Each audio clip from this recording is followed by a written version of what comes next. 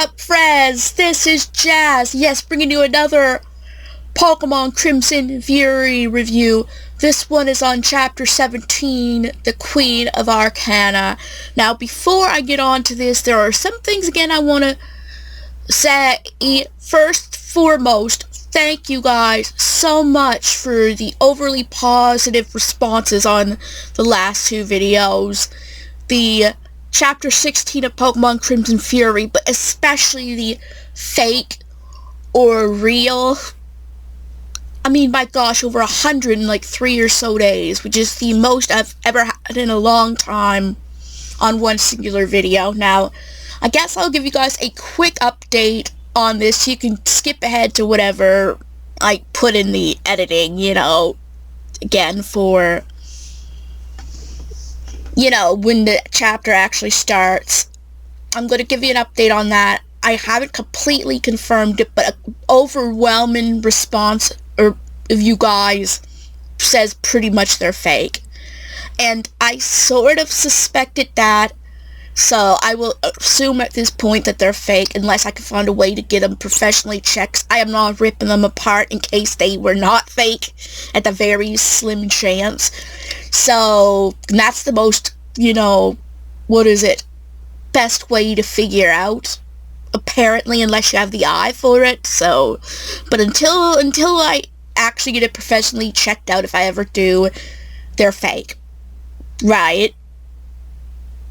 So anyway, guys, this also may be the last one of this year, because I have a lot of stuff to do for this channel after I'm done with this week's YouTube videos, because they got my Christmas video to do, my New Year's countdown to do. So, but then again, you might get a surprise and get a third one this year, but there are going to be a lot more of these next year. So, if this is the last one of this year, I hope you enjoyed it. So, now on to the actual, overview and review. We do start this chapter with Holly and Addie having some spa time, like girl time. But they're having a serious conversation in that too. Holly mostly talking to Addison, saying, well, why are you traveling if you're going to be a queen of Arcana, a contender? You really shouldn't be hanging around with Ryan and sleeping in the dirt and all that, right? Like, she says that you have to kind of always be professional, right? And on there, but Addison's like, well, we promised we'd stick this out together. But Addison is kind of thinking about what Holly said. I mean, if she wants to do well, like, will traveling with Ryan affect it, right? But Holly eventually does drop it, right? Saying she has time, right, to think about it. Because Addison said, yeah, Ryan's going to try to get his Aunt Erin to train her, right, after he takes on her as the gym leader. And he asked if Holly's going to stick around and watch Ryan's battles. Well, of course, if you're going to get trained by the one who trained Piper Pines, so am I. So she's hoping to get a little training from Erin herself. And it ends on a light note, right? With everything, because of how Addison was really, she still probably is really thoughtful about what Holly said. Like Ryan's her best friend and they promised they'd be in it together, but with all the, chaos that would probably go on a journey with Ryan, would that be really good for her image and so forth? But we get to the next, end where Ryan is with Chris and Lizzie. All the while, Sandrew pops out of his Pokeball and wants to go with Ryan, which again is adorable. He's like, can't you just stay in your Pokeball, right? Or Pokemon ball is what it called it particularly. And Chris calls Chancellor Plucky, and Lizzie explains, well, usually when a Pokemon hatches from its egg, it's usually not away from its mother for the first few weeks, right? They're around the parent or the mother specifically until it can get strong and battle on its own. And I guess the Sandshrew the same with you and Addison, right? And she says that if you don't want an unruly Pokemon, you're going to have to deal with it, right? Because he's bonded to you, and if you kind of push him away, then he might rebel later, right? And it's a good set of advice. I mean, Lizzie worked with the Pokemon, raising Pokemon from eggs, right? And understanding this stuff, so she knows how they usually work. And the fact that when the egg hatched, it was Ryan specifically that Sandshrew first saw. Which kind of reminds me of that, that episode of Pokemon where Togepi hatched and he saw Misty. Togepi saw Misty first. So Misty was its mama. So the same thing with Ryan, even though he's a male.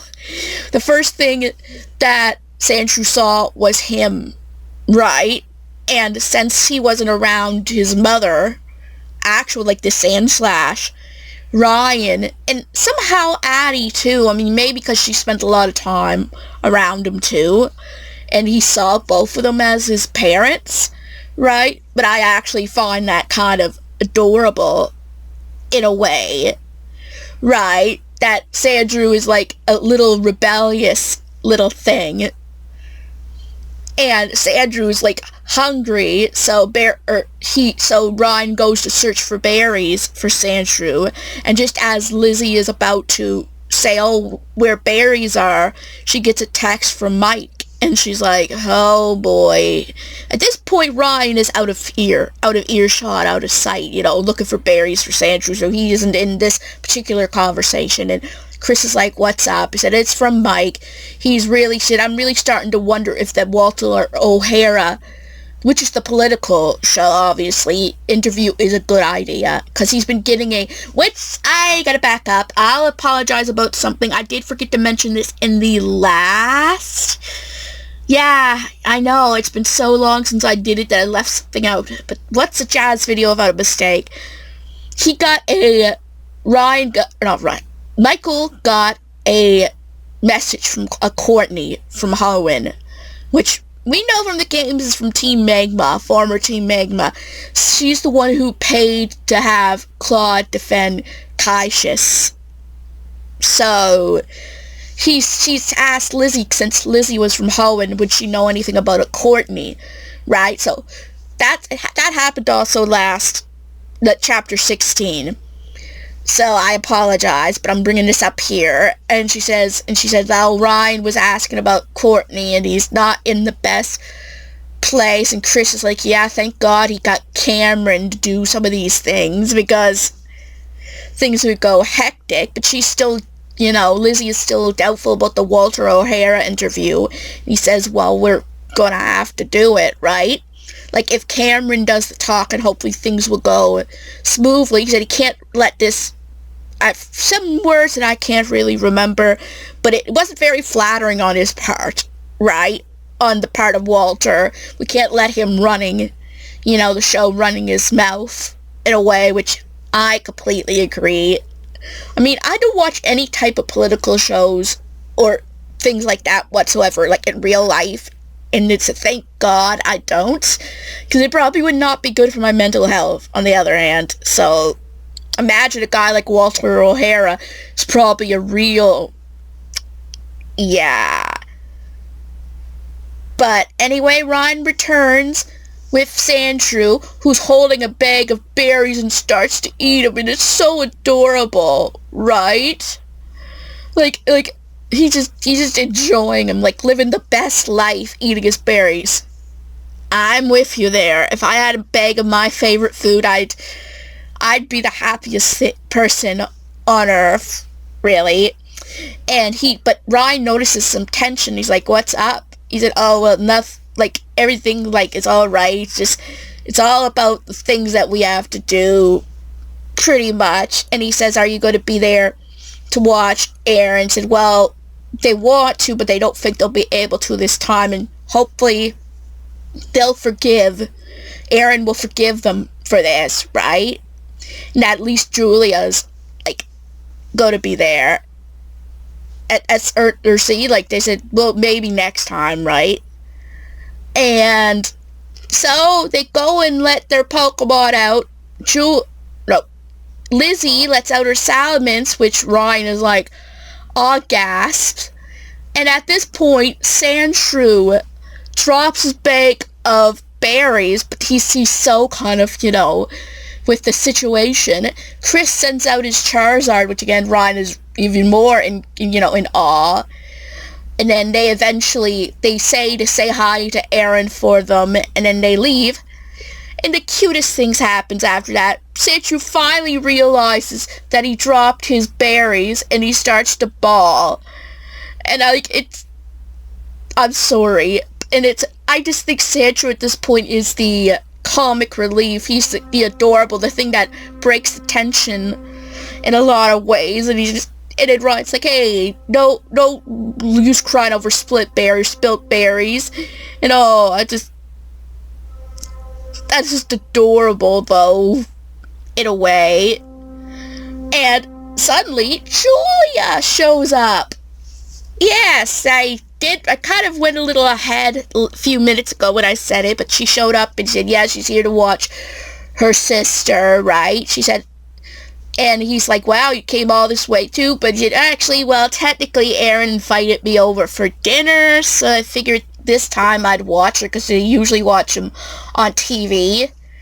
But she comments on how Sandshrew is a little bit of he said, yeah, right, and he said that I also heard you've been through a lot. He said that your Eevees saved you, or should I say Jolteon. Said, yeah, as soon as he saw the danger, he evolved and saved them, right? And not long after that, Holly and Addison show up, and obviously Ryan is starting to notice, I think, Addison a little bit. That, of course, she's not so much different, but seems a lot, more radiant or a little bit more different, since the spa. But he also notices she seems to be, in thought, or not, like, in the best space. Said, are you okay? Said, I'm just, thinking. I just have a lot on my mind. And then he said, okay, like, he just leaves it. And they go and say how they're doing. Like, Holly especially is excited, saying, I've been training Eevee, and I think I might have a chance this year at the Queen of Arcana. And she said, that's good for you. She said, it's good that you all are doing very well, and that we're extremely proud of you. Actually, she said that more to Ryan before they got there, that Michael and I are extremely proud, of how things are going so far. And then they head to the area for the Queen of Arcana, the commencement ceremony, like at this point, and then they see a Galarian Rapidash, which belongs to the Piper Pines, which, the way that she is described, I could see why she's idolized by a lot, right? And not long after that, Erin just shows up. I don't know if she's a little bit late. I think she was running, right? So she was a little bit, not late necessarily. I mean, I'm sure she was just on time, but she probably wanted to be there earlier. Like, she was just described as that type of person, like, that even though she's a couple of decades older than Piper, she keeps herself in such a shape that it's like she was still running for the contest. She's always, like, in the best fashion and well-kempt, and she was the perfectionist type of person that would make sure that neither of her kids had a hair out of place. So it kind of gives a description of what Erin is like, just trying to be on top of everything. So the ceremony goes off with Erin talking about the first preliminaries, which is taking place at Kingston Castle at a ball. And she said anyone who wants to even have a chance has to be there. Like, that is a requisite, right? And then the rest, she says where the rest of them are. I know one was Titania City and Celadil. I forget the other one, the third one. I apologize. Again, there's just 3 cities in a row, but I remembered at least 2 of them, right? She said, and they'll have those contests there in those other locations. There's 4, rounds, and the other 3 rounds are in those cities respectively.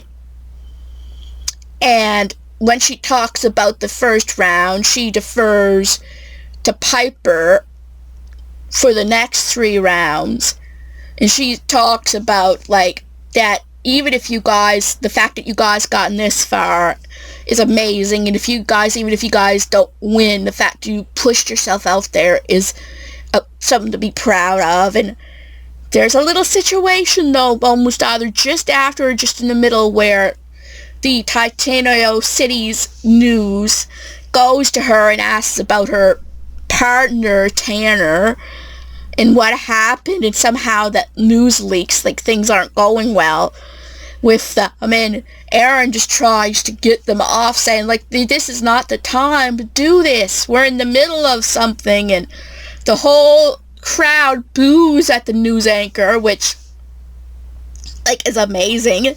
They're just wrong. The whole Titano news is not good, and the Walter O'Hara's not good. They just want to build up drama. Like, they finally get them to go away, right? And Piper and Aaron leave in a kind of a rush, but who wouldn't after a situation like that? And Ryan tries to go after Aaron, like he wants to talk to Aaron, right? And suddenly Sandrew starts rolling away, like, and then he chases after Sandrew, all the while Piper and Julia's having a conversation about what happened, like why did she say something, which we don't know who the she is at this point, but she blurted out to the news team that something may have happened with Tanner and Piper. And just as they were about to go into a further conversation, they noticed the Sandrew and Ryan going right up, like, sorry. He said, here you are. And then Julia manages to get him, saying, you really gotta get a rein on. It's like, I know. And he says, here, get in the Pokeball. Like, I just find that so funny. Like, I swear Sandrew is the comic relief, the stress, the tension relief. Honestly, right? And I just find it so very funny. And then after a while, I think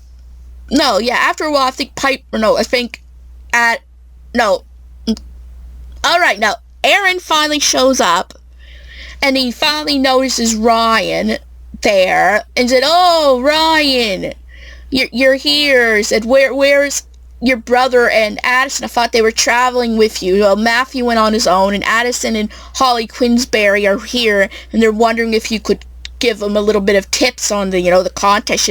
Easy done, right? And she asks Ryan if she could escort Piper to the chateau where they're all staying at, because there's things that they have to do, and he says, no problem, right?